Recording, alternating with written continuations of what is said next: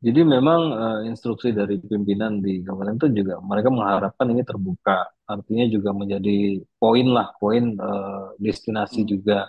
Artinya dengan Tapis ini juga menjadi eh, apa destinasi untuk edukasi juga. Artinya jadi Hmm. bukan hanya yang orang mesti di situ, tapi juga dengan didukung dengan alamnya yang masih cukup alami, ya harapannya orang juga ada alternatif untuk bersantai gitu di daerah sini walaupun Hmm. fungsinya Tapis gitu ya.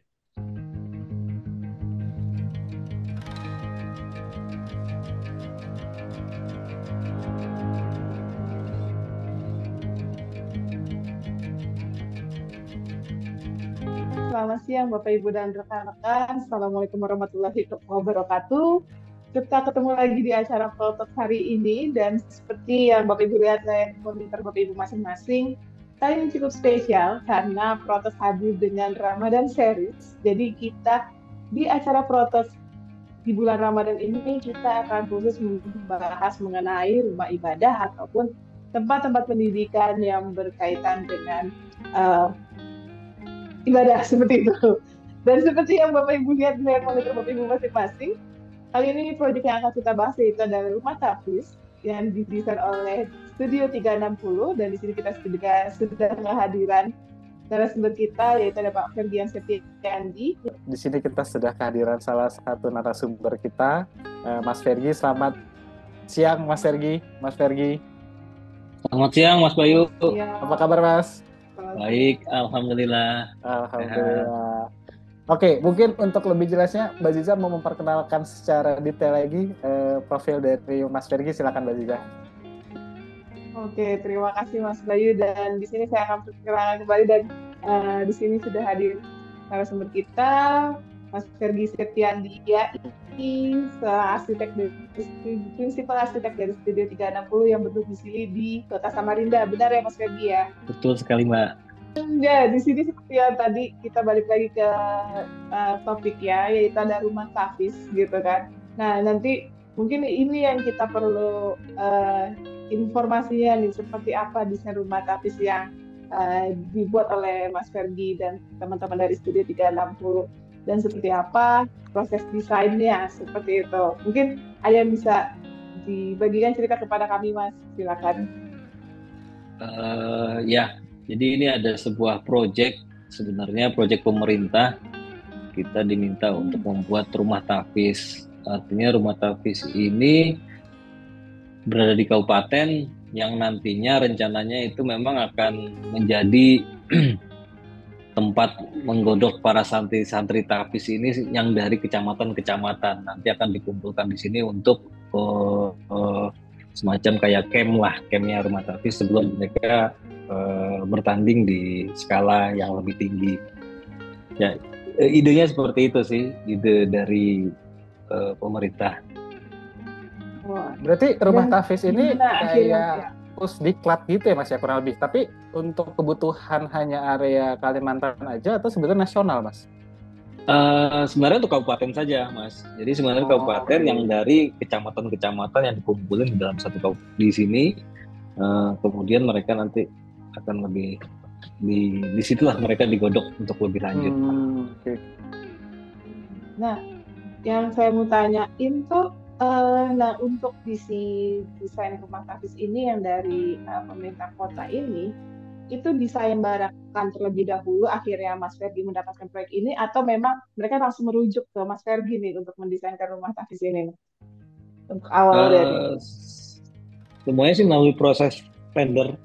Jadi tetap Oh, kita kemarin memang ikut terus proses tender dan kebetulan kita bisa menang, ya akhirnya kita mulai propose ini. oh, Nah, ini kan kalau kita tahu kalau ngikutin tender gitu kan kompetisinya lumayan ketat nih, Mas, ya. Gitu. Kalau menurut ini kita ngomongin sebelum Ya, masuk ke dalam desain ya, Mas, ah, ya. Menurut ya, Mas ya. Fergi sendiri gitu sampai akhirnya desain dari Studio 360 terpilih gitu. Mungkin ada insight dari Bapak Ibu Pemda sana sendiri sampai akhirnya wah desain ini nih yang terbaik dan akan kita pakai. Itu apa Mas menurut mereka atau menurut Mas Fergi gitu? Ya mungkin sebenarnya kalau kita berbicara regulasi pemerintahan bukan masalah desainnya Mas. Memang kan tidak ada seperti sayembara, seperti beauty contest seperti itu. Jadi memang kan tergantung daripada yang dinilai adalah dari perusahaan kita gitu kan, perusahaan yang kita ikutin, yang kita ikutkan itu seperti apa, pengalamannya bagaimana, kemudian tenaga ahlinya seperti apa, apakah semuanya melengkapi, semua bersertifikasi. Nah mungkin dan kita di situ akan memasukkan tentunya sketsa-sketsa awal. Biasanya kita memasukkan sketsa awal sebagian daripada penawaran teknis kita. Jadi ada penawaran teknis, ada 3 penawaran kalau di pemerintah Mas. Penawaran administrasi, penawaran teknis, penawaran biaya. Jadi di penawaran teknis itulah kita kesempatan kita sebenarnya bukan hanya kita menang-menangan pengalaman perusahaan atau menang kuat-kuatan tenaga ahli gitu. Tapi disitulah kita bisa menunjukkan pandangan teknis kita akan sebuah proyek ini akan seperti apa nantinya, walaupun kita belum tahu nih posisinya di mana, ininya di mana, tapi kita udah bisa ngebayang-bayangkan apa yang harus kita lakukan di penawaran teknis itu, sehingga itu menjadi poin penting ranking kita bisa naik dalam seperti itu. Oke, baik. Nah, mungkin sekarang kita masuk ke dalam desainnya nih. Nah, ini pasti menarik nih. Mungkin silakan Mas Fergi kalau mau ada yang di-share screen. Ya, terima kasih. Oke, saya ingatkan juga bagi Bapak Ibu dan teman-teman sekalian, selama diskusi berjalan, silakan kalau mau ada pertanyaan, tapi silakan dituliskan dulu di kolom chat, nanti di akhir acara kita akan bacakan. Baik, silakan Mas Fergi. Terima kasih. Apakah screen saya udah kelihatan ya, Mas? Ya, sudah Mas. Oke. Jadi ini sebenarnya proyek masih ongoing ya Mas, artinya masih berjalan. Jadi ada sebuah rumah tapis di daerah kawasan Bukit Biru di sekitaran Samarinda sini.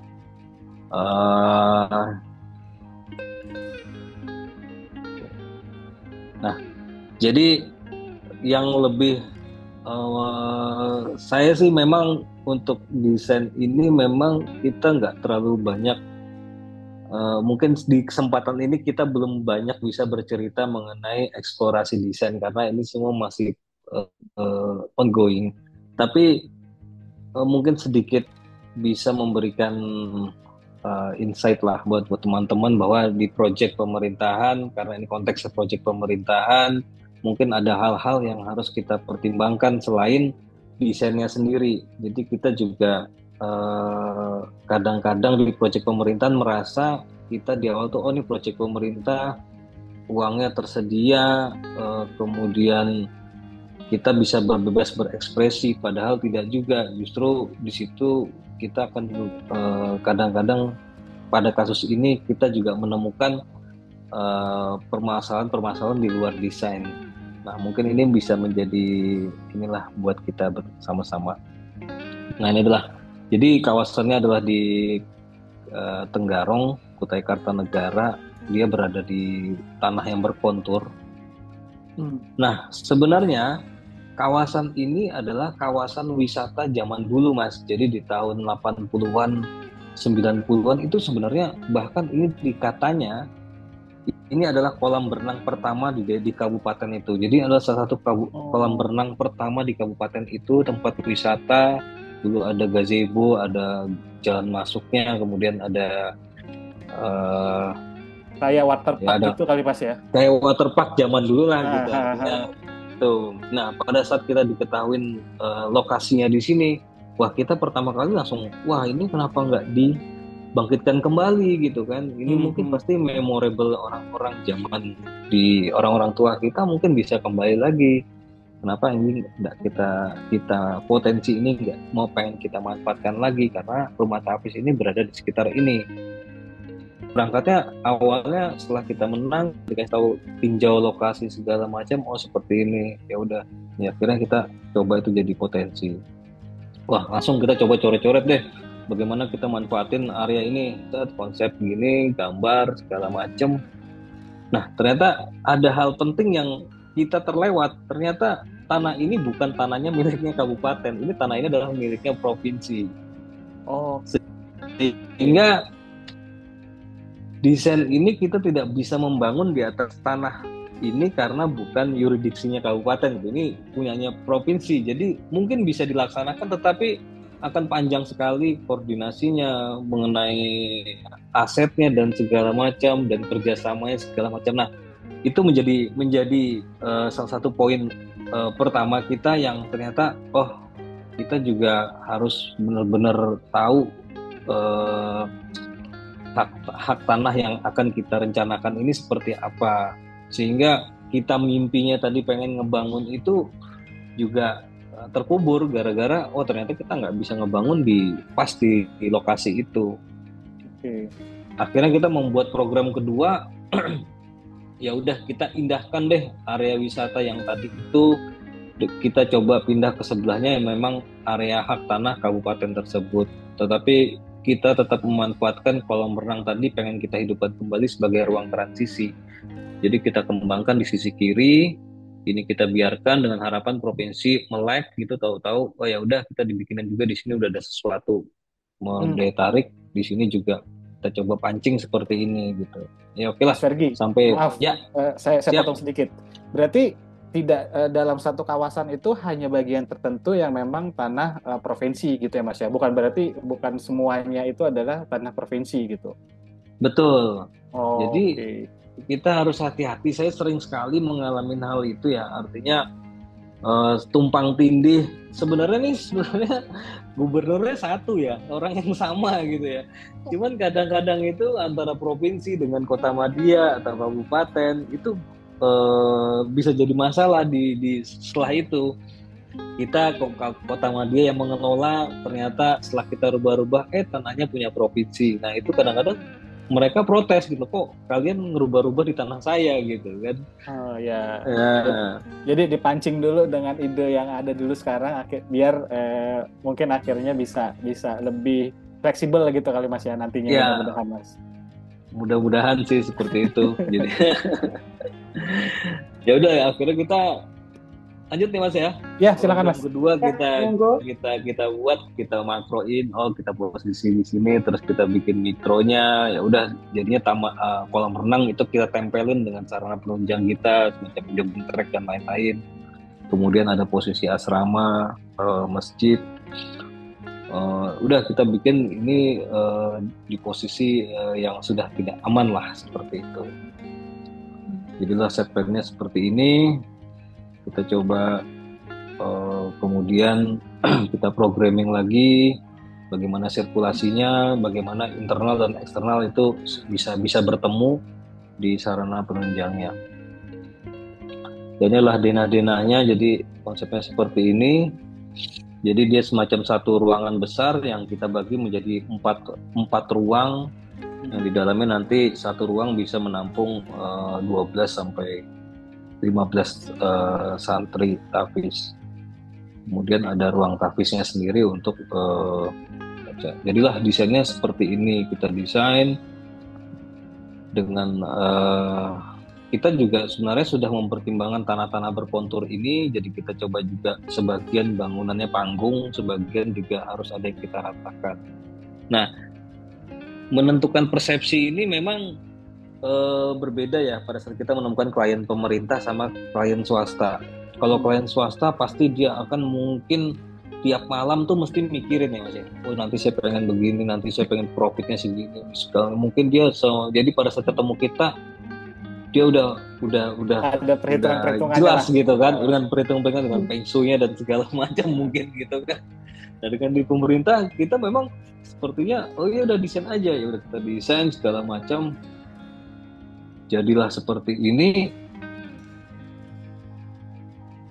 masif banget. Artinya kita juga berekspek, ini juga rumah tahfiz yang juga selain rumah tahfiz juga bisa menarik wisata gitu, karena di sebelahnya akan ada wisata gitu kan.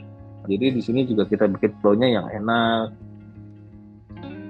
Mas, maaf saya potong Mas. Berarti dari teman-teman pemerintah sendiri nggak ada maksudnya interupsi atau koreksi dari desain yang diajukan oleh Mas Fergian ya Mas? Atau ada i- mungkin banyak permintaannya juga nih. Ini jangan harus kayak gini kayak gitu.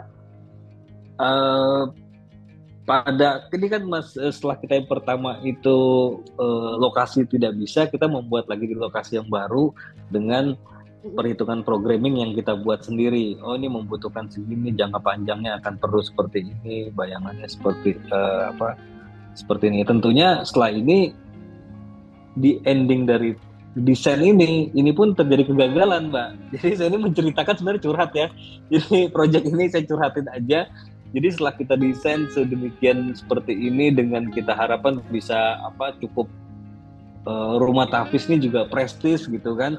Jadi melihat bangunannya yang cukup prestis begini mungkin bisa orang Tafis itu bukan hanya sekedar menghafal gitu, juga sesuatu yang pendidikan yang juga prestis gitu kan. Kita pengen mengangkat gitu dengan bentuk bangunan yang bagus. Ya akhirnya kita buatlah desain seperti ini dengan ada sarana olahraga lengkap, sarana bermainnya, masjidnya juga kita bikin yang cukup. Berarti nanti di dalam kawasan ini selain ada rumah tahfiz gitu ya, dan juga asrama santri, terus tadi area sport centernya gitu ya Mas. Tadi kan sempat disebutkan juga ada diharapkan juga bisa jadi area pariwisata lah gitu kan. Mengingat dulu mungkin area sini sempat jadi area wisata di tahun-tahun sebelumnya. Nah itu akan di-create seterbuka ini berarti memang Mas ya. Dan banyak area-area untuk para nggak hanya cuma santri tapi pengunjung umum juga boleh mampir ke sini gitu Mas.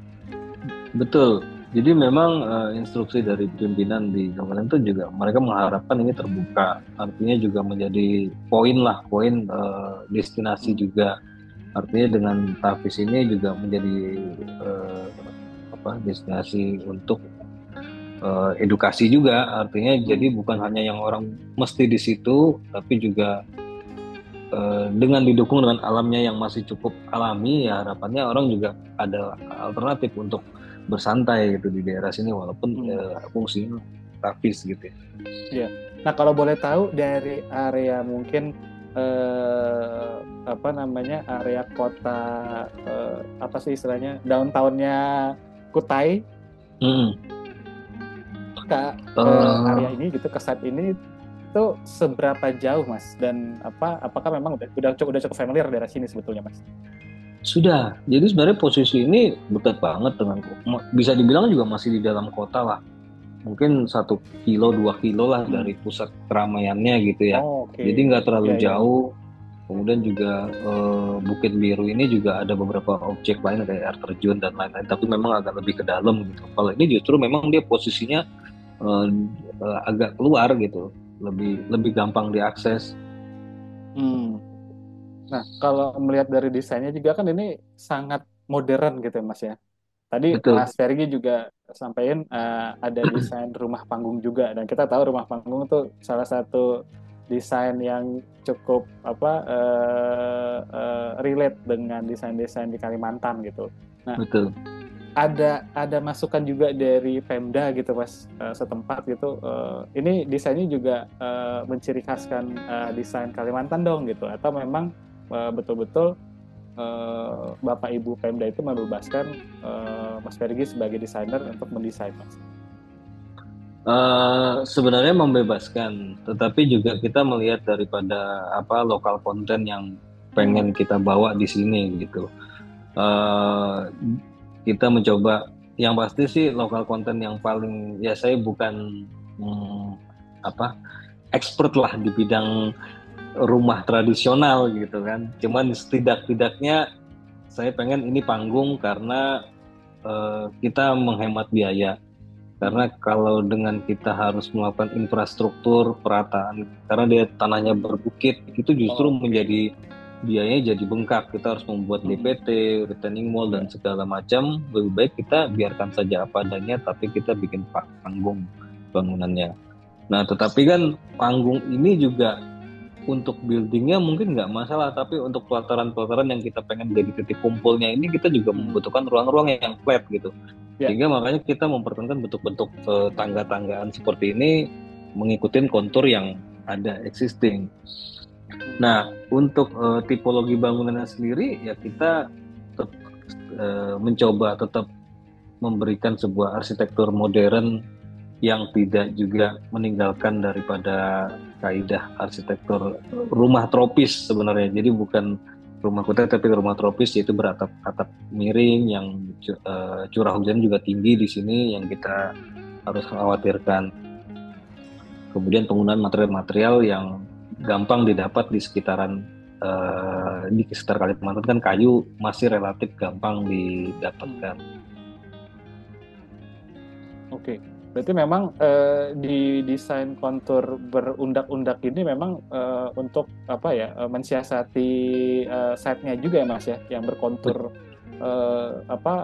naik turun gitu atau ke atas gitu ya Mas. Berarti tidak benar-benar merubah secukup drastis gitu, tapi cukup untuk tetap mengikuti area yang ada di site gitu ya Mas.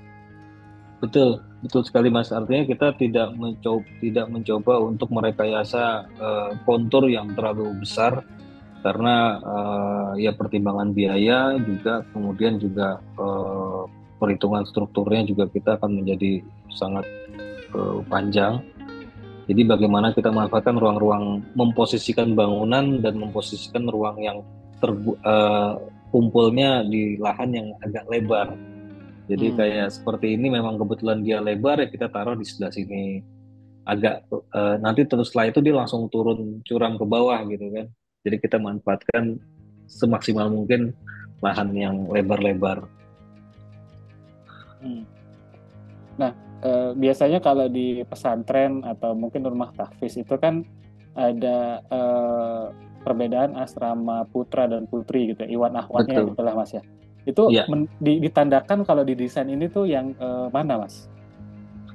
Kalau kita memisahkannya itu mungkin penandanya belum terlihat jelas di sini, tetapi secara peletakannya memang kita di sebelah agak dipisahkan agak jauh. Jadi sebelah kiri adalah mungkin pria, yang sebelah kanan ini adalah wanita. Nah, jadi memang penghubungnya adalah masjid dan pengelola diantaranya yang bisa mengontrol ininya.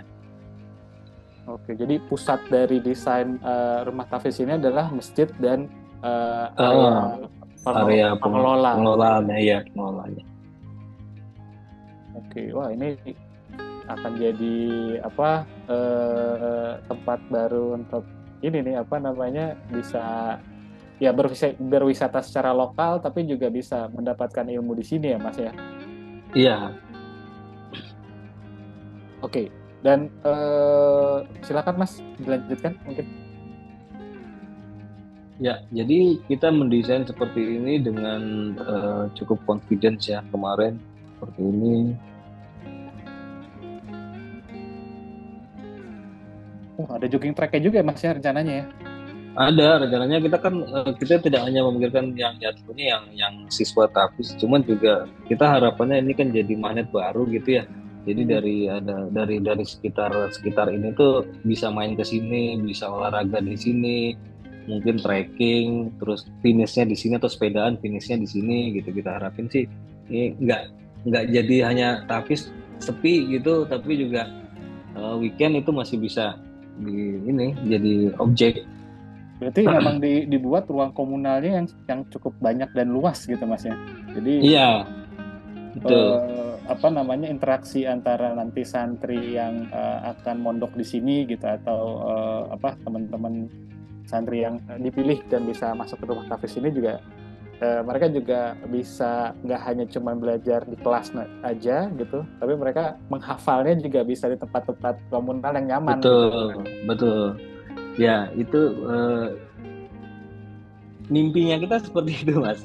Jadi mimpinya kita seperti itu karena kan ini bukan rumah tahfiz yang mendaftar ya, tapi rumah tahfiz yang memang sudah pilihan gitu ya. Ada santri-santri pilihan yang sudah memang di kecamatan dia bagus, dibawa ke sini, dipindahkan ke sini untuk dilatih lebih baik lagi gitu kan.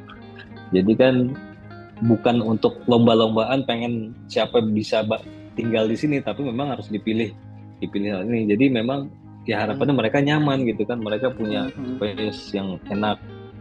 Dan belum tentu juga kita berpendapat santri di sini seperti pondok pesantren gitu, atau seperti yang memang ini memang sebenarnya kayak bootcamp-nya gitu, yang memang dari santrinya itu dari bermacam segmen, Mas. Artinya kan belum tentu segmen bawah, bisa jadi segmen atas, menengah, itu semuanya kumpul semua di sini gitu. Jadi harus kita imbangin juga mereka, asalnya mereka itu di sini juga merasa bukan justru dibuang terus di ini, tapi justru dibuat nyaman gitu.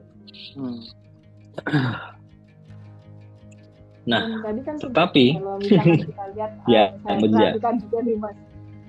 Ya. Kalau misalkan yang di Israel, terus begitu melihat yang dari desain ini, jadi untuk mengatasi si kontur-kontur tanah kontur ini nggak hanya ada tangga, tapi ada ramnya juga ya, Mas. Saya diakalin seperti itu, jadi ya untuk mengatasi si kontur-kontur tanah itu ya, berarti ya. Iya Mbak, tidak terlihat sih. Sebenarnya kita juga ada bikin syarat-syarat untuk rem juga. Oke, baik. Ya silakan, boleh diteruskan. Nah, setelah kita coba presentasikan ini, ternyata desain ini juga bisa dibilang gagal. Artinya bukan gagal ya, artinya juga masih banyak hal yang kita pertimbangkan sehingga desain ini juga belum visible saat ini dilaksanakan di sini gitu. Jadi menurut saya ini sebuah pandangan baru gitu kan. Artinya juga kita sebagai arsitek, perencana, konsultan itu juga bukan hanya merencanakan sesuatu yang nyaman, indah menurut kita, tapi kita juga harus lihat user penggunanya. Karena ini desain ini bisa dianggap gagal karena memang bangunannya kan masif sekali, gede. Terus nah pertanyaannya adalah energinya untuk menjalankan bangunan ini kan juga besar gitu kan. Nah, sedangkan rumah Tafis ini tentunya dia bukan sebuah organisasi atau bukan sebuah unit, ini melainkan adalah memang subsidi murni dari pemerintah. Nah, pertanyaannya adalah bagaimana bangunan ini bisa, apakah mampu bangunan ini membiayai dirinya sendiri, atau bisakah sebesar apa pemerintah harus mensubsidi bangunan ini gitu. Nah, ini kan merupakan kos yang dibebankan ke pemerintah yang kita juga sebagai konsultan tidak bisa seenaknya saja mendesain tanpa mempertimbangkan itu. Nah, itu menjadi pertimbangan kami. Ternyata betul juga, artinya tapi ini tergantung objeknya ya. Untuk kasus objek ini dan pemerintah masing-masing itu pasti akan mempunyai kebijakan yang berbeda-beda. Nah, untuk kasus ini menjadi konsentrasi karena jangan sampai bangunan ini terbangun ternyata nanti yang ini pemerintah harus dibebankan untuk biaya listriknya, biaya perawatannya, kebersihannya dan segala macam yang cukup besar. Nah, itu juga kita mencoba mempertimbangkan lagi desain yang lebih sustain, lebih pelaksanaannya tidak besar, perawatannya juga mudah. Nah, jadi kita jangan lupa, walaupun kita biasa mengerjakan proyek pemerintah yang mungkin kita pemerintah kan rata-rata non-profit ya Mas ya, artinya bukan tidak ada B2B-nya, nggak ada BEP-nya gitu kan, kadang-kadang kita tidak terlalu memikirkan seperti itu. ROI-nya kita nggak tidak bagian daripada kita, merasanya seperti itu gitu kan. Tetapi menurut saya itu juga kita sudah mulai juga bijak gitu kan, artinya gimana kita nanti kita bangunkan sesuatu yang heboh, sesuatu yang bagus, tapi dia nggak sanggup untuk merawat itu gitu, merawat banget yang akhirnya ya mungkin ya jadinya malah bertahan hanya setahun 2 tahun, setelah itu rusak.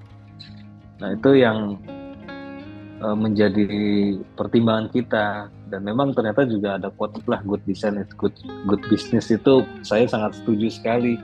Jadi sebagus apapun desain, kalau coffee shopnya itu nggak laku lah gitu ya, apa ininya gitu kan, lebih baik gimana desain itu bisa ngimbangin gitu dengan bisnisnya ya. Mungkin itu sebuah analogi lah Nah, jadi kita dari sini kita coba balik lagi nih ke desain lagi. Gimana ya caranya desain yang mungkin proporsional, artinya didapat bentuknya dapat juga, tapi juga merawatnya juga nggak susah. Nah, akhirnya kita coba lagi dengan kita dietin deh bangunannya. Kita bikin diet, kita kecilin lagi sesuai keperluannya. Setelah kita programming lagi, ternyata kita mungkin tidak perlu membutuhkan ruang-ruang yang besar. Efek positifnya adalah area green yang kita naturalnya kita banyak mempertahankan, tidak mengganggu sama sekali, sangat minim sekali, bahkan tidak ada yang nempel ke, hanya sedikit parkiran lah yang nempel dengan tanah existing. Semuanya kita bikin panggung untuk menekan biaya juga dan mempertahankan lingkungan yang existingnya itu. Nah, mungkin tadi Mas Bayu tadi bertanya mengenai lokal, ya kita juga coba memasukkan lokal kontennya. Jadi ya memang rata-rata rumah memang multi persepsi ya, Kalimantan ini kadang-kadang multi persepsi. Kalau kita lihat bandara semuanya hampir mungkin di luar Kalsel ya, Kaltim, Kalteng, Kalbar itu mungkin lebih menonjolkan Dayaknya gitu Mas ya. Dayaknya pasti banyak bentuk cumi-cumi, bentuk dan segala macam. Nah, karena ini kabupaten dan kita juga kenal kita Kartanegara ini, Kutai ini adalah salah satu kerajaan tertua, jadi kita nggak bisa mengambil daripada Dayaknya, tapi justru Kutainya yang pengen kita ambil. Nah, kalau kita melihat sebenarnya saya tinggal di Samarinda gitu ya, rumah-rumah asli Samarinda itu sebenarnya banyak terpengaruh daripada rumah Kutai dibandingkan rumah Dayak. Gitu. Jadi contohnya adalah salah satu rumah di Samarinda yang masih bagus gitu, namanya Villa Ani. Itu sangat banyak kental diambil dari Kutai, Tetapi setahu saya ini yang pemiliknya dari Tionghoa, sehingga juga dia meng-mix juga dengan ornamen-ornamen Tionghoa. Nah, jadi kami mengambil Kutai, tapi poin utamanya karena kami sudah main di modern, tidak bisa serta-merta semuanya kami ambil. Kami coba mengambil yang paling menarik saja dari bangunan ini, yaitu adalah namanya ketopong. Itu adalah mahkotanya raja. Biasanya dibentuk di ornamen seperti ini. Sebenarnya ini sederhana ya, artinya ini bahasa arsitektur tradisional yang menurut saya semuanya ada. Di rumah Bugis juga ada, di rumah Banjar juga ada, rumah Dayak juga ada. Nah, jadi karena ini konteksnya Kutai, jadi kami mengambil ornamen ini di dalam bentuk bangunan modern. Nah, ini adalah desain yang update saat ini. Jadi kami mencoba membuat desain bangunan yang tetap berkontur, mengikuti konturnya, kemudian panggung, bahkan jembatan-jembatannya kami bikin panggung, dan lebih banyak mempertahankan daripada ya gimana Mas Bayu?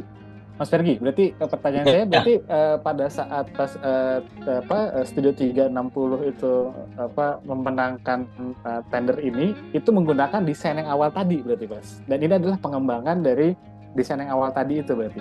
Kurang lebih gitu Mas? Kalau untuk tender itu kita tidak wajib menampilkan desain Mas.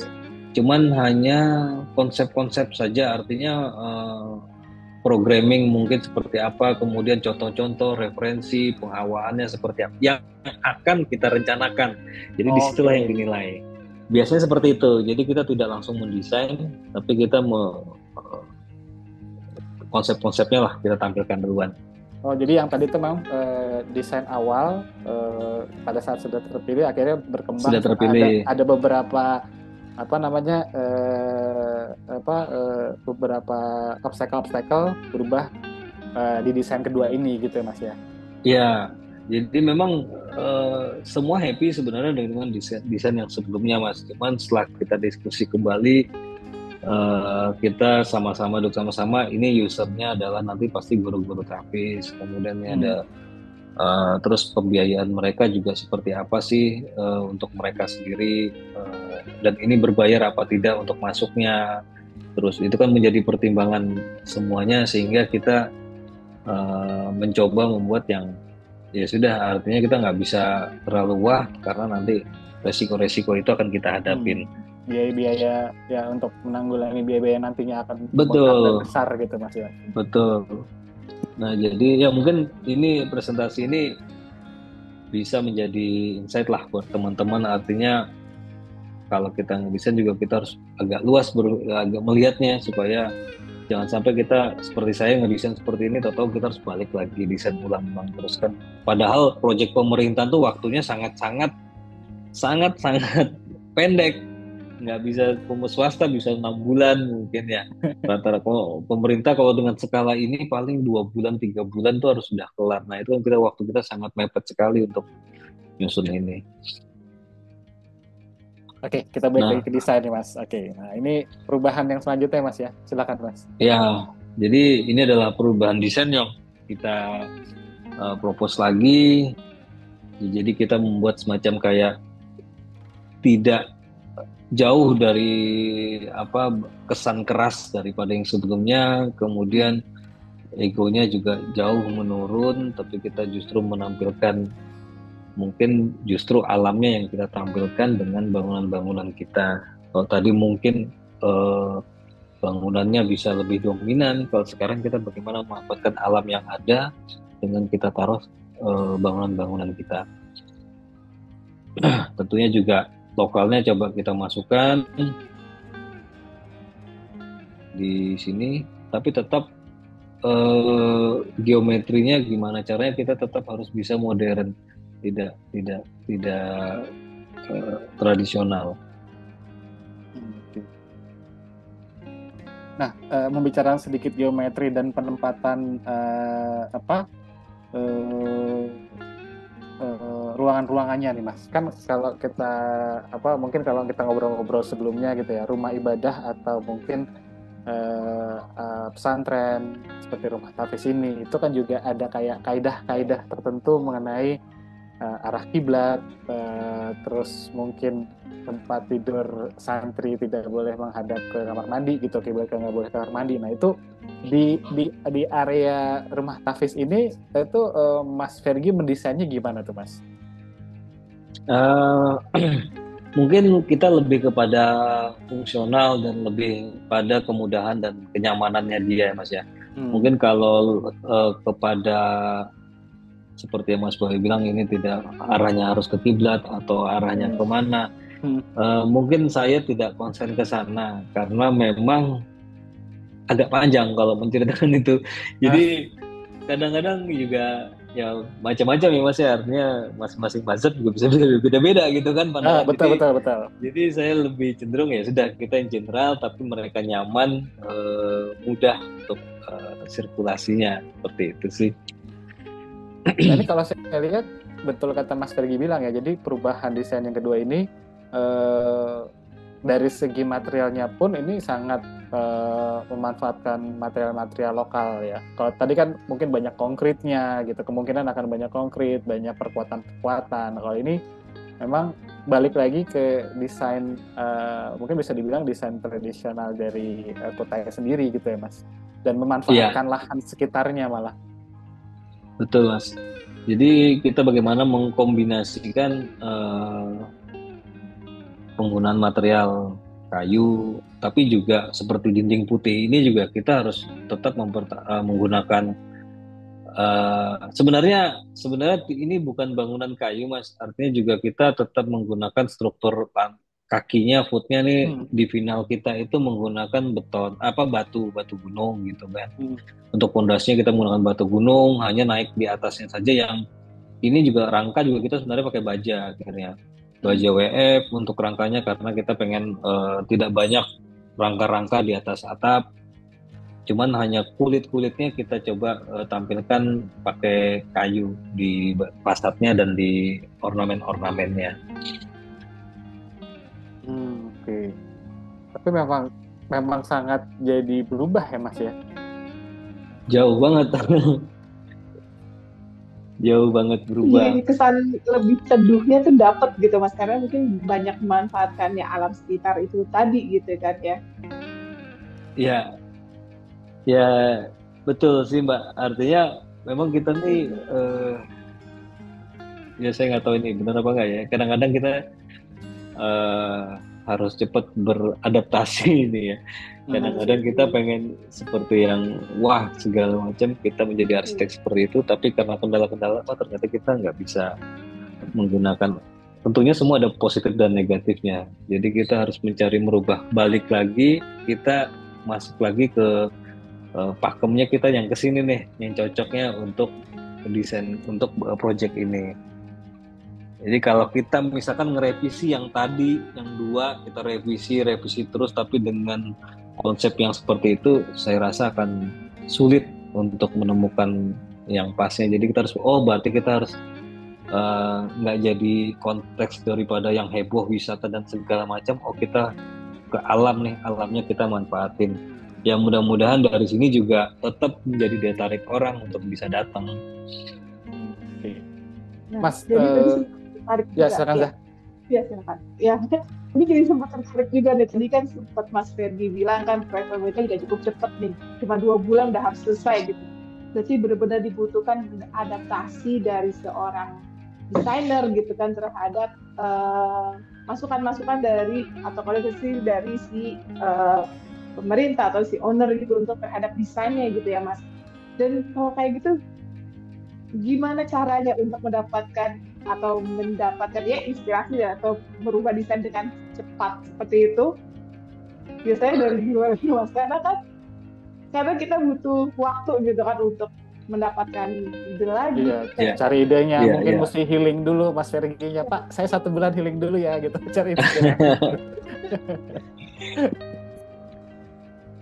Ya, jadi memang kontrak pemerintahan itu kan dibayar berdasarkan berapa jumlah tenaga ahli ya Mas.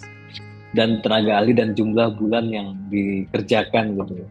Nah, jadi anggaran itu kan tidak bisa kita semau kita pasti akan sudah terpatok. Oh, ini berapa sekian juta. Jadi dari anggaplah 100 juta gitu, 100 juta, itu membutuhkan 3 tenaga ahli dengan waktu masa pelaksanaan ini hanya bisa 2 bulan, karena kalau 3 bulan ini nggak cukup, harus bayarnya harus 200 juta gitu kan. Jadi waktu itu semua akan berkaitan gitu dengan kontrak. Jadi ya kita harus bisa beradaptasi nimbangin itu. Nah, langkah-langkah saya yang biasa sering saya ambil, saya itu jarang mau kalau dia tidak terlalu minta perubahannya itu terlalu banyak.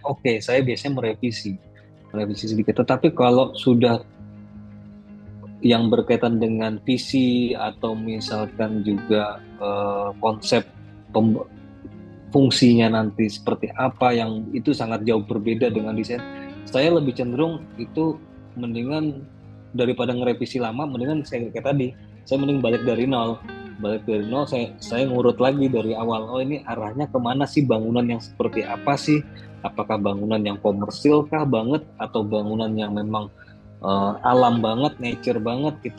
Mendingan kita mundur setback sampai habis baru kita maju lagi. Itu lebih enak ngedesain dari nol daripada ngerevisi. Kadang-kadang juga ngerevisi itu sering terjebak, kita masih ada bawaan desain yang lama, kita pengen ke maunya klien gitu, yang tentunya kita memaksakan ke maunya klien. Nah, itu kadang-kadang setelah jadi kita terjebak dengan eksekusi desainnya yang ini kemana sih sebenarnya, ke kiri apa ke kanan sih sebenarnya gitu ini arahnya. Mendingan kalau saya sih cenderung balik sekalian, udah desain baru aja. Berarti bisa dibilang desain kedua ini betul-betul bukan pengembangan atau revisian dari desain yang pertama ya Mas? Berarti betul-betul memang Mas Fergie desain lagi dari nol berarti ya? Ya, walaupun karena ini bukan bangunan yang kompleks sih Mas ya. Artinya ya isinya kan sebenarnya tidak tidak banyak, hanya asrama, masjid, pengelola seperti itu. Oh, Jadi berarti cuman esensi intinya dari penggunaannya tuh nanti apa aja. Nah, akhirnya langsung ya diejawantahkan di desain ini berarti gitu ya ya, Pak. ya udah, jadi karena ini bangunan seperti ini ya udah kita tarik mundur. Terus ada juga lokal kontennya. Ini kan seleranya pimpinan pasti beda-beda. Ada yang saya ketemu di beberapa kabupaten atau kota itu, ada yang dia nggak terlalu concern kepada lokal tapi pengen menunjukkan modernitas, mungkin ada. Tapi yang ini cukup konsen, pengen ini, kita juga harus melepaskan ininya ya, kemauannya dia. Makanya dari sini kita kuatin atapnya, bentuk-bentuk kemiringannya, lokalnya. Terus gimana kita kuit-kuit kayunya yang kita tonjolin. Berarti kalau boleh tahu ini revisi yang keberapa nih Mas akhirnya, Mas? Yang cukup lah ya, revisi yang cukup ya. Ya kedua deh, bisa bilang kedua lah. Kedua. Oke, Mas, ini pertanyaan saya ini Mas yang selalu saya tanyain kalau ngobrol sama arsitek-arsitek Kalimantan ya Mas. Kan Kalimantan itu terkenal areanya lahannya lahan gambut ya Mas. Nah, mungkin Kalimantan Timur rata-rata mungkin seperti itu ya. Tapi kalau Kutai sendiri itu apakah lahannya masih juga lahan gambut atau udah solid soil gitu Mas? Tanahnya udah cukup solid gitu Mas? Hampir semua rata sih Mas. Mulai Kaltim, Kalsel, Kalteng ya. Saya nggak tahu Kalbar deh. Hampir lantai gambut. Memang di sini tuh rata-rata kalau berada di tanah yang dataran rata itu biaya paling besar itu pasti di pondasi. Nah, itu pertanyaan saya ngarahin ke situ Mas. Nah, itu perkuatannya itu akhirnya strateginya diapain Mas gitu, dan skenarionya akhirnya perkuatannya seperti apa? Apakah ada memang akhirnya ada ditambahkan sekarang kan ada teknologi perkuatan tanah gitu dengan beton atau dengan ada chemical tertentu. Akhirnya kalau Mas Fergie ini untuk desain ini akhirnya merekomendasikan perkuatannya seperti apa? Ya. Nah, kalau untuk di kawasan ini kebetulan kita udah sondir, kita udah boring. Kebetulan kalau di Kali Samarinda lah dan sekitarnya, kalau udah tanah berbukit itu sebenarnya relatif aman, Mas. Jadi dia 2-3 meter, mungkin maksimal 6 meter itu udah nemuin tanah keras gitu. Dan kebetulan lagi objek ini kan objek bangunan ringan ya, 1 lantai gitu kan, jadi bukan objek yang berat-berat, jadi kita tidak perlu mencapai sampai ke struktur yang kuat banget. Nah, tapi kalau kita udah bikin ngerencanain gedung 3, 4, 5 lantai gitu, ada 2 hal biasanya di struktur itu kan, kita bisa mencapai ke tanah keras, panjang kita sampai ke tanah keras, atau kita mengandalkan daya lekat tanah gitu, friction gitu kan.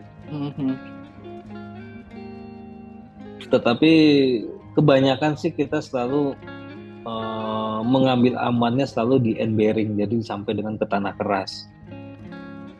Nah, itu ke tanah keras rata-rata kalau di Samarinda aja di kota itu mencapai 20-30 meter.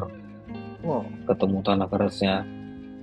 Jadi memang biaya pondasi itu sangat besar duluan untuk membuat sebuah gedung di daerah tanah gambut seperti ini. Kalau yang tadi yang desain ini berarti masih beruntung, tadi Mas Fergie bilang karena di dataran tinggi ya, perbukitan 6 meter tuh tadi udah bisa ketemu tanah kerasnya gitu ya Mas. Apa bisa, sama aja sebetulnya? Bisa, rata-rata bisa nih Mas. Cuman kalau ini sebenarnya sih nggak perlu harus sampai 6 meter karena ini juga bangunan ringan kan, sebenarnya pondasi setapak, terus kita biasanya juga pancang ulin saja cukup. Jadi kita nggak perlu pancang beton atau pancang bore pile gitu, nggak perlu. Bangunannya paling ulin. Nah sebenarnya ya ini susah juga ya Mas ya, artinya antara engineering sama kebiasaan gitu ya. Toh juga kita bilang orang-orang di sini juga bangun rumah itu juga nggak perlu sampai end bearing, saya bilang sampai 20 meter gitu. Mereka panjang ulin yang cuman panjang paling 4 meter gitu, dicerocokin gitu, banyakin gitu juga toh aman-aman aja sampai sekarang. Cuman memang kan kalau sudah kita masuk dalam sebuah proyek pemerintahan, yang nantinya ada PBG, harus ada Ya. data analisa data perhitungan struktur segala macam. Nah itu akhirnya yang mau nggak mau kita harus seperti itu gitu kan. Berarti nah, ini mungkin saya sedikit bertanya secara general desain bangunan di Kalimantan ya Mas. Berarti memang Ya boleh. kalau dilihat dari cerita Mas Fergi, biaya terbesar pembangunan di Kalimantan itu adalah pembangunan struktur berarti ya, pondasi berarti Mas ya. Betul Mas, kalau Kurang kita lebih bisa ketemu dibilang di kayak tanah gitu ya yang Mas. ini ya, ketemu di tanah yang rata ya, ketemu tanah yang dataran yang data rendah gitu, udah. Sudah berarti yang penting ya paling kalau rumah pada umumnya ya tadi seperti Mas Fergi sampaikan, yang tanpa harus ada PBG eh, penilaian PBG-nya atau yang lain itu masih bisa mengikuti pola lokal lah ya. Tapi kalau Ya, udah pola sama lokal. pemerintahan, ini yang harus hal-hal yang seperti ini yang harus diperhatikan ya Mas. Ya. Oke, Mas, balik lagi ke desain rumah tahfiz, Mas. Nah, ini berarti nanti sejauh apa sih area-area yang lain itu akan dimanfaatkan? Maksudnya adalah kan tadi Mas Fergi sempat bilang akhirnya balik lagi ke pemanfaatan kontur dari lahannya sendiri gitu ya. Betul. Nah, itu akhirnya maaf, tadi mungkin saya lupa di awal ya, Mas Fergi sudah ngomong atau belum. Ini luasannya kalau boleh tahu berapa meter persegi, Mas? Luasan tanahnya itu ada kurang lebih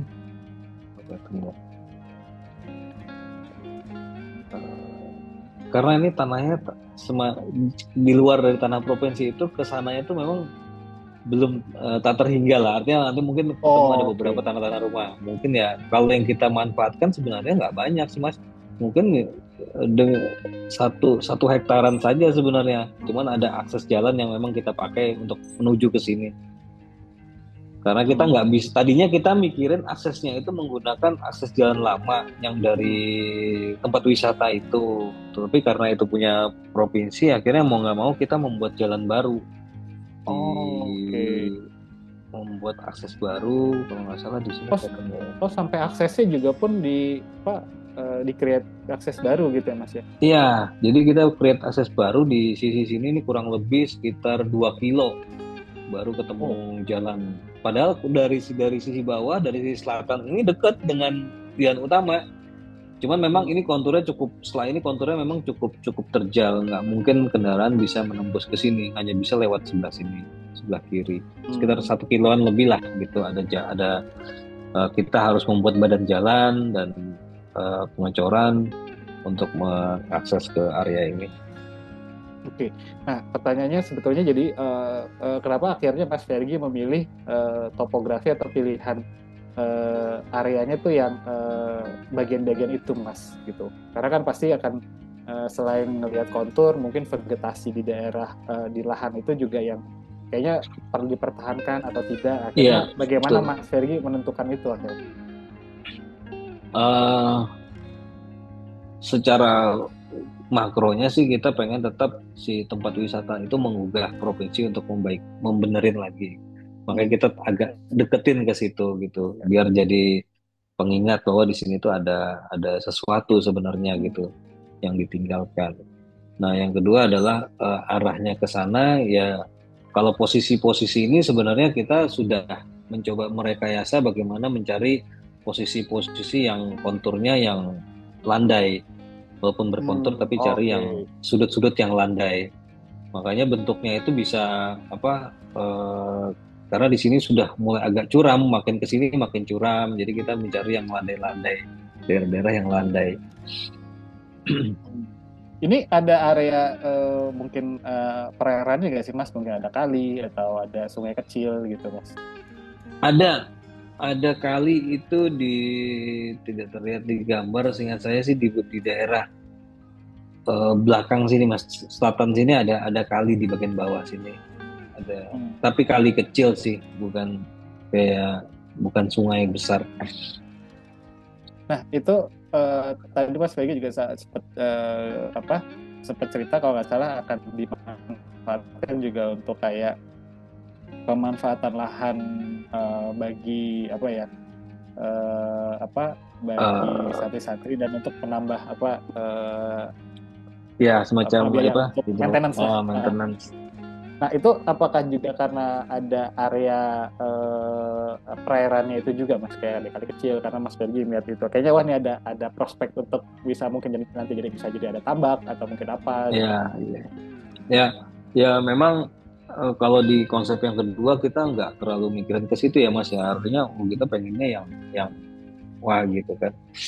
Tapi pas yang ini sebenarnya juga ada batasan juga kita di biaya pelaksanaannya ini Mas. Artinya kita juga punya batasan biaya pelaksanaan yang harus dibatasin segini. Walaupun ya bisa saja itu nanti akan bertambah di tahun berikutnya, dianggarkan lagi, mungkin bisa saja gitu. Tapi kita mempertimbangkan sebenarnya karena kita udah ngebuat lahan yang sangat simpel gitu, bangunan yang simpel.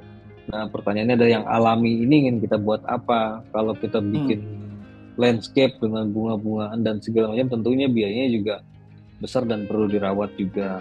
Ya kenapa tidak kita membuat sekalian, ya sudah kita buat semacam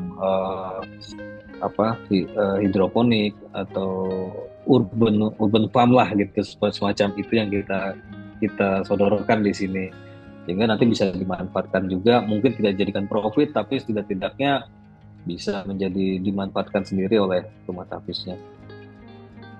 Oke. Nah, kalau sejauh ini yang ide-ide yang diberikan oleh Mas Fergie gitu ya kepada bapak-bapak Pemda, sejauh apa mereka akhirnya bisa menerima masukan itu secara baik gitu Mas? Karena kan ya mungkin ada beberapa pengalaman yang kayaknya kalau sama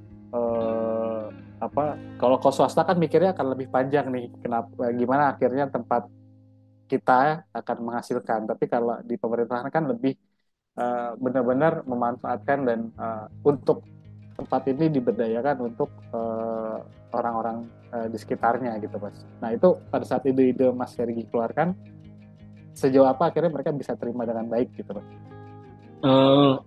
Ya mungkin bukan pada kasus ini, saya coba ngambil dari pengalaman yang lain ya. Artinya di pemerintahan gitu ya. Memang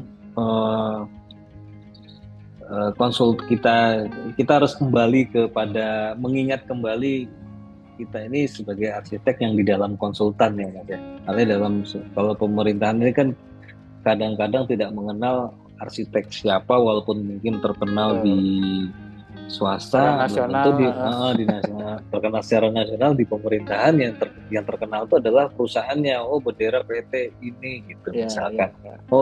Yang sering seperti itu gitu.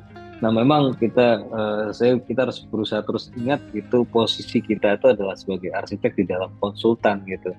Sesuai dengan paket pekerjaannya pasti jasa konsultasi gitu kan, jasa konsultasi. Nah itu jadi di situ kita memang harus confidence ya, sebagai kita dipakai mitra pemerintah itu sebagai jasa konsultasi. Jadi memang kita harus menganggap bukan kita merasa paling benar, tetapi memang pemerintah ini butuhkan kita untuk memberikan sesuatu yang pemahaman atau sebuah desain yang benar, sehingga kita harus confidentnya di situ. Jadi tentunya dengan hasil daripada programming kita, konsep kita benar juga, terus ini segala macam, sehingga agak sulit untuk dipatahkan dari owner gitu. Saya selalu mencoba berusaha seperti itu sih Mas. Artinya memang kalau kita memang harus namanya kita konsultan, kita dianggap pemerintah itu adalah orang-orang pinter yang bisa memberikan masukan gitu kan. Nah, kalau nggak pinter ya nggak usah dibayar gitu, ngapain nih, saya juga bisa bangun sendiri. Jadi kita juga harus bener nggak kita nih pinter gitu kan, bener nggak kita nih bisa memberikan wawasan memberikan ini ke mereka. Mungkin akadnya tuh harus begitu kayaknya. Jadi kita pada saat memberikan sebuah desain itu memang sudah terprogram, sudah kita pikirin semua dengan waktu yang sangat mepet itu ya. Kalau kita apalagi milik pemerintah ini kan kadang-kadang nih, ini mungkin tidak semua ya Mas ya, kadang-kadang namanya milik pemerintah tuh tidak ada yang merasa memiliki gitu kan, artinya Oke, ya. beda gitu. Punya swasta, ini uang saya harus benar-benar bayar ini karena ini uang pemerintah. Harus benar-benar Jadi dirawat gitu ya, misalnya. dirawat, dan egoismenya itu mungkin lebih tidak ada gitu kan. Oh saya pengen bentuknya klasik, nggak mungkin seperti itu. Mereka minta seperti itu nggak mungkin, justru kan mereka butuh kita ini cocok desain apa sih di tempat kita ini gitu kan. Oke, berarti memang pertimbangannya Pemda, khususnya Pemda Kutai berarti Mas ya. Ini masuknya ke Kutai Mas. Itu tidak hanya bagaimana nanti bangunan ini terbangun gitu, tapi bagaimana misalnya pemanfaatan dari segi tadi Mas Fergi sampaikan listriknya nanti seperti apa, seberapa banyak konsumsinya, terus perawatan seperti apa. Nah itu survei-survei atau penelitian-penelitian yang seperti itu juga disampaikan juga gak Mas dari tim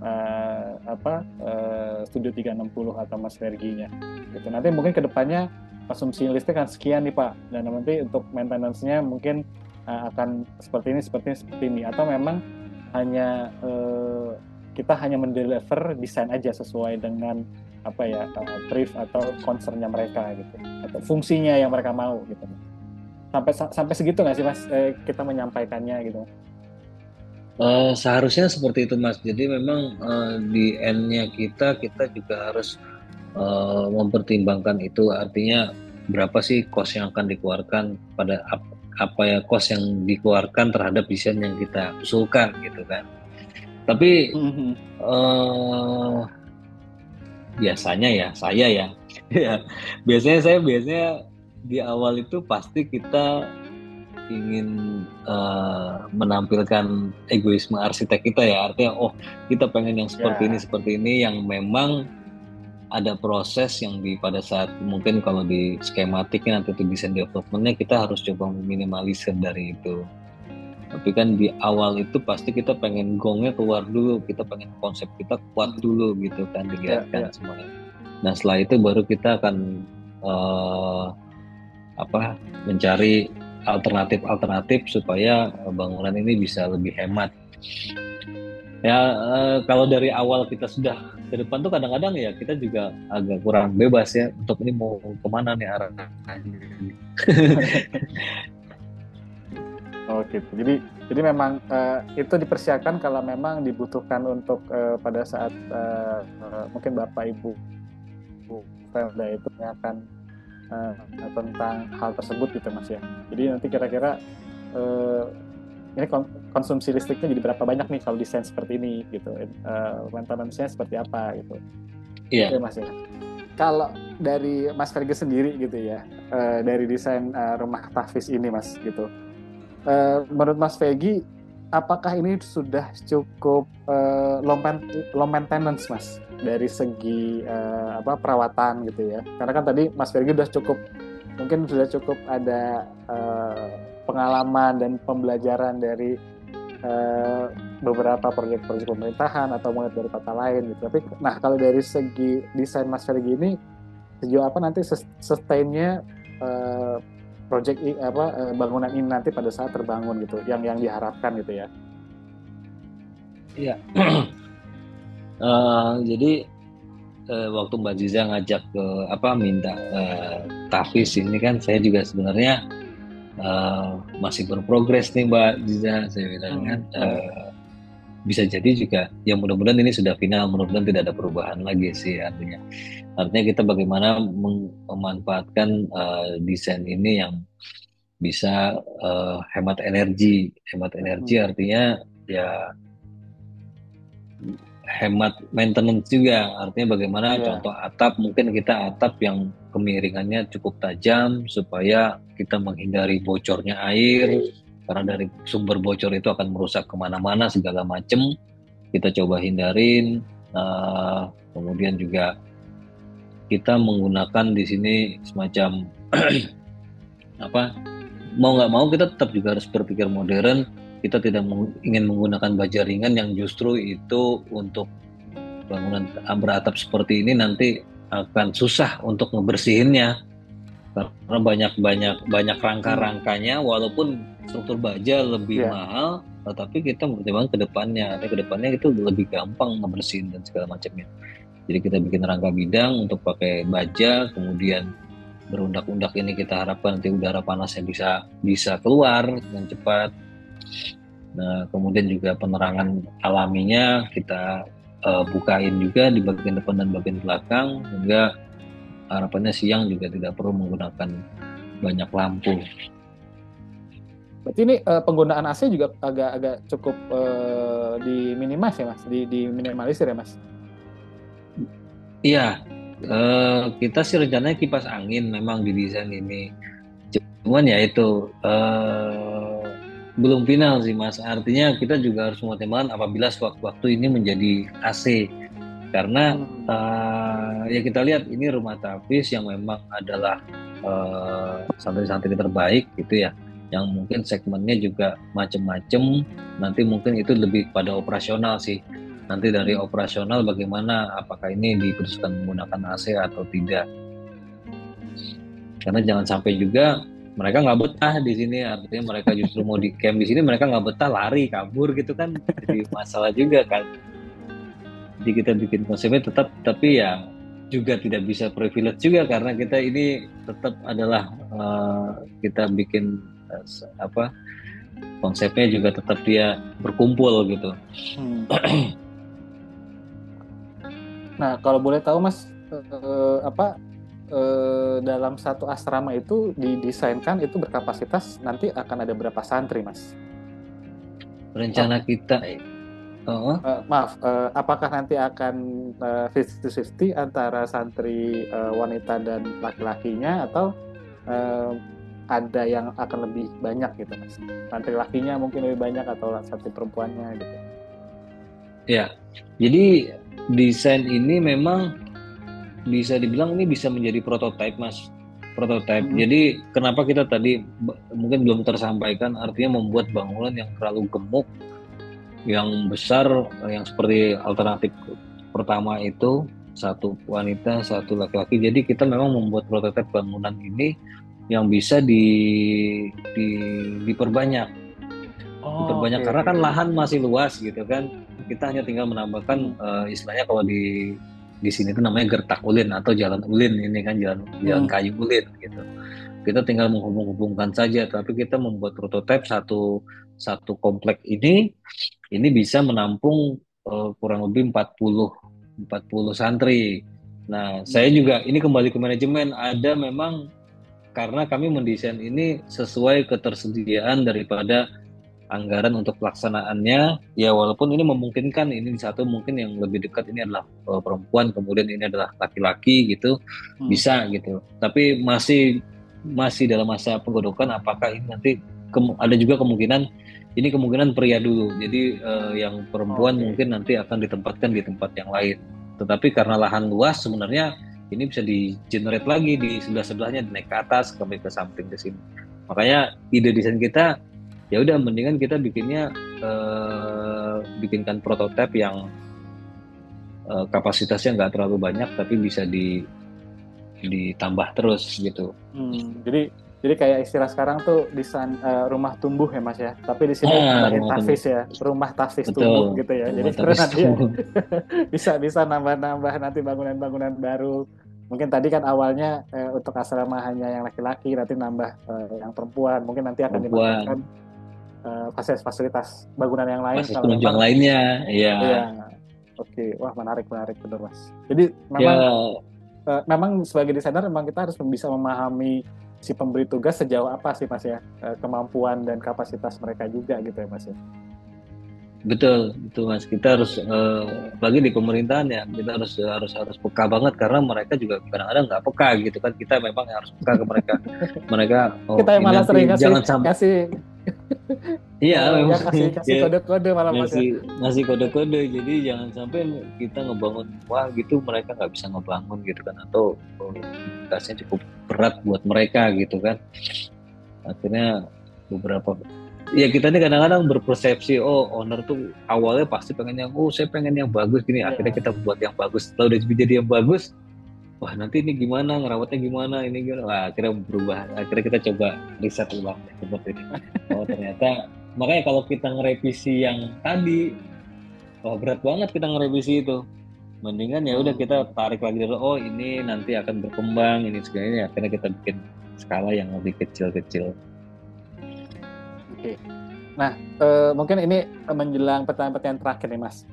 Kalau boleh tahu ini untuk proses konstruksinya apa sudah mulai atau masih dalam tahap penggodokan desain Mas? Dan kalau sudah mulai udah berapa persen Mas? Sebenarnya perencanaan kita ini udah approve gitu Mas ya, di levelan OPD itu sudah approve, tinggal istilahnya itu sowan ke Pak Bupati saja lagi. Artinya mau ngebangun, ini desain yang terakhir finalnya di sini. Artinya beliau sudah dapat restu, tentunya langsung dibangun. Nah ini tinggal karena sudah masuk bulan Ramadan juga, mungkin masalah waktu aja, tinggal yang kita pengen segera sowan gitu kan untuk mengkonfirmasi desain dengan mulai konstruksi. Nah, tadi mengenai waktu, berarti kalau perencanaannya gitu ya Mas ya, ini akan rampung, sudah ada bayangan kira-kira mungkin setahun lagi atau 2 tahun lagi gitu Mas? Setahu saya anggarannya sudah tersedia untuk pelaksanaannya Mas. Jadi harusnya sih dalam tahun ini harus rampung. Oke. Ya mudah-mudahan kita doain ya Mas ya. Jadi ini nanti bangunannya bisa segera kita nikmati, dan areanya nih di Kutai Kartanegara berarti Mas ya? Betul Mas. Terima kasih Bapak Ibu dan teman-teman partisipan yang sudah hadir dalam acara hari ini, dan terima kasih juga terhadap Mas Ferdian yang sudah berbagi infonya, bagi ilmunya. Nanti kita ketemu lagi di hari Rabu dengan acara Product of the Week jam 2 siang dan Protox Ramadan series lainnya di hari Jumat jam 2 siang. Sampai jumpa. Assalamualaikum warahmatullahi wabarakatuh. Selamat sore. Bro. Terima kasih. Oke, terima kasih.